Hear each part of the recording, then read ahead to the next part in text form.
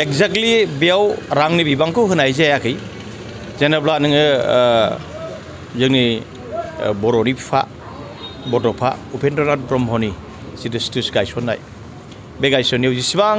रांनि प्रयजन दं बे गासैबो रांखौ दिनैनि दिनावहाय बिटिसि सरकारा होनो थाखाय रेडि आरो बेजों लोगोसे माखासे ब्रिज माखासे लामा दिनै बिथाङा फोरमायलांबाय इन्जिनियारिं एस्टिमेट बानायनायाव जि एमाउन्ट फैयो बे एमाउन्टखौनो बिथाङा होनो थाखाय राजि आरो बेजों लोगोसे एग्रिकालचार नलेज सेन्टार बेयाव जे ट्रेनिं सेन्टार दङ जोंहा बे ट्रेनिं सेन्टारखौबो दिनैहाय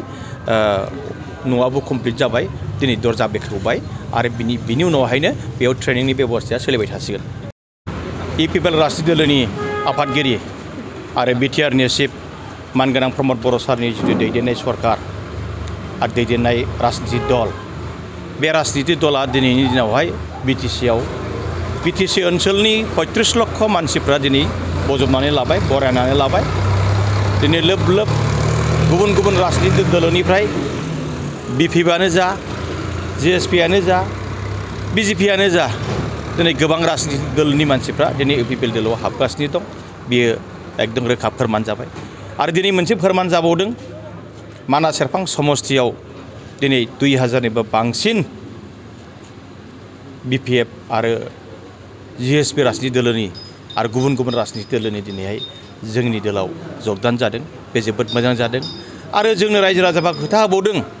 जों माखायाव दिनैनि दिनावहाय न'खरसे न'खरनै बिपिएफ दंबावो बेबो थाब दाबावैनो एखेबारे 100% जइन जासिगोन बे खोथाया स्पष्ट जादों आरोबाव